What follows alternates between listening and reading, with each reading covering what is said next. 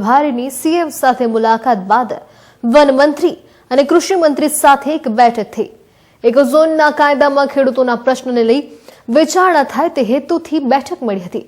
અમરેલી, જૂનાગઢ અને ગીર સોમનાથ જિલ્લાના 196 જેટલા ગામોના પ્રાણ પ્રશ્નને બેને કહી શકાય કે જે બન્યા હતા તે પ્રશ્ન બનેલો ઇકો સેન્સિટિવ ઝોન મામલે સૌથી અગત્યની બેઠક ગાંધીનગર ખાતે મળી છે। કિસાન સંઘના મુખ્ય નેતાઓ સીએમ સાથે મુલાકાત કર્યા બાદ ગીર સોમનાથ કિસાન સંઘના નેતાઓની વનતંત્ર, વન વિભાગના અધિકારી અને કૃષિ મંત્રી સાથે એક બેઠકનું ખાસ આયોજન કરાયું હતું, જેમાં કિસાન સંઘ દ્વારા ખેડૂતો માટે સમસ્યા સમાન ગણાતા કુલ 14 મુદ્દા ઉપર ગંભીરતા અને વિસ્તારથી ચર્ચા કરાઈ હતી। કિસાન સંઘ દ્વારા ઇકોઝોનને રદ કરવાની માંગ કરવામાં આવી હતી। જોકે ત્યારબાદ હવે ઇકોઝોનના કાયદામાં હળવાશ કરવા મુદ્દે પણ ચર્ચાઓ થઈ છે। ઇકોઝોનના કાયદાને લઈને વધુ સ્પષ્ટતા કરવામાં આવશે અને ત્યારે તેવી માંગ પણ કિસાન સંઘ દ્વારા કરવામાં આવી છે કે ઇકોઝોન મામલે ગીર સોમનાથના અને ગીરના ગામોમાંથી થયેલી જે વિરોધની ફરિયાદો છે તેને લઈને સમગ્ર મામલે વધુ 2 મહિનાના પણ કહી શકાય કે નિવેદન સામે આવ્યા છે ને ત્યારે હજુ પણ કહી શકાય કે 2 મહિના લંબાવવા માટે પણ ખાસ કહી શકાય ન આવે તેવી ખાસ માંગ કરવામાં આવી રહી છે।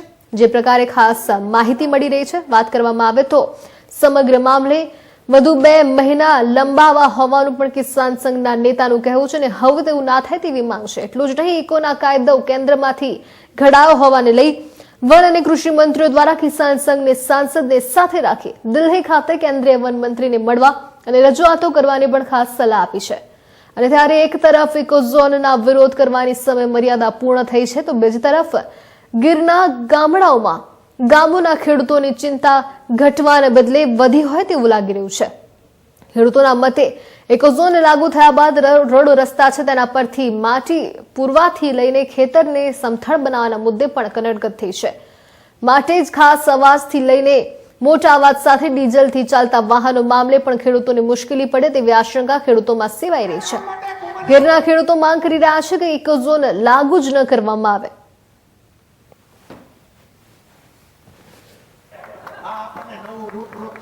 આપણો પરિચય ગામ આકોળવાડી, દિલીપભાઈ પાગડા મારું નામ, બરોબર। અત્યારે આ જંગલ ખાતું જો આપણે ઇકોઝોન આવે છે અહીંયા આપણા 3 તાલુકામાં 3 જિલ્લાની અંદર, તો અત્યારે ઇકોઝોન નથી તો અમારે વાડીના રસ્તા ભરાતા નથી, બરોબર। વાડીના કોઈ નવીન કામ ના કરી શકીએ। ઇકોઝોન આવ્યા પછી અમને કેટલા કાયદા નાખી એનું કોઈ નક્કી નહીં, પછી અમારે રાતના પણ વાડીએ જવું પડે। તો એ લોકો એમ કહે કે તમારે રાતના નહીં જવાનું, તો અમારે વાડીએ કયા જવાનું? અમારે રોજ પહોળા ખેતરની અંદર ભૂંડનો બહુ ત્રાસ છે, તો એના માટે શું કરવાનું? એટલે એ રીતે હવે ઇકોઝોન આવશે તો અમને નુકસાન પૂરું છે। ઇકોઝોન આવ્યા પછી અમારે કઈ રીતે ખેતીની અંદર કોઈ માટી નહીં લઈ શકીએ? અત્યારે નથી તો નથી લઈ શકતા, રસ્તા નથી ભરી શકતા, પછી આગળ અમે શું કરશું? ભરત સુજિત્રા, ગીર સોમનાથ જિલ્લા પ્રમુખ, ભારતીય કિસાન સંઘ।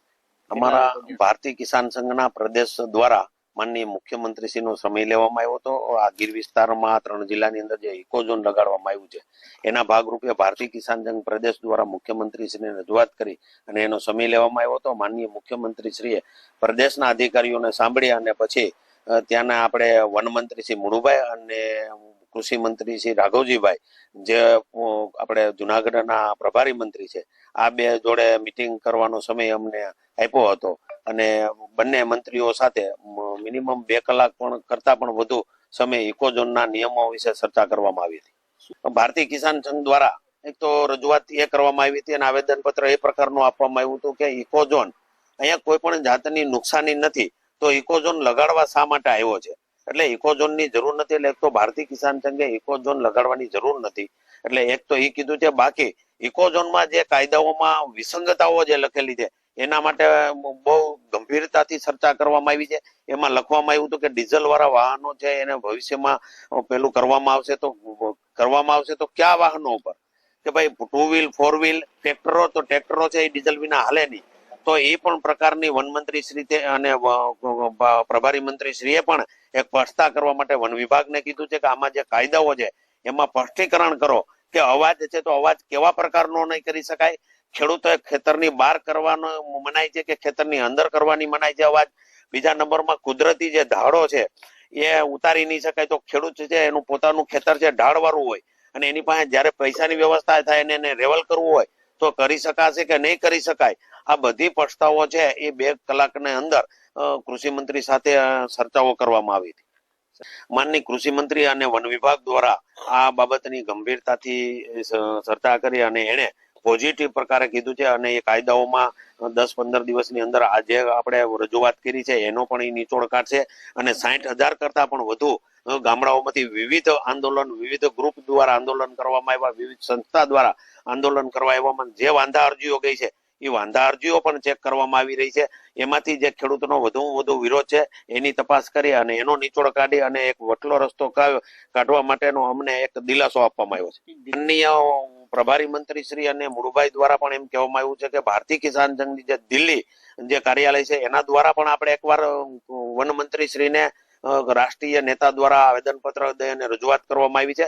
છતાં પણ એક માનનીય વન મંત્રી દ્વારા કહેવામાં આવ્યું છે કે તમે પણ એક પ્રતિનિધિ મંડળ છે એ માનનીય કેબિનેટ મિનિસ્ટર આપણે દિલ્હીના છે ભૂપેન્દ્ર યાદવ એને મળી અને આ રજૂઆત કરવાની એક આપણને ભલામણ કરી છે. સીએમએ રાષ્ટ્રીય નેતાઓને એવું કીધું હતું કે ખેડૂતોને નુકસાન જાય એવો કોઈ પણ રાજ્ય કક્ષાનો નિર્ણય નહીં હોય અને એ માટે એને આપણા જે પ્રદેશ પ્રતિનિધિઓ છે એને સૂચના આપી અને નીચે સૂચના આપી હતી કે ખેડૂતોને કોઈ પણ જાતની નુકસાની ન જાય એ માટે રાજ્ય કક્ષાએથી જે કઈ ભલામણો કરવાની થાય એ ભલામણો કરવાની એને સૂચના આપી.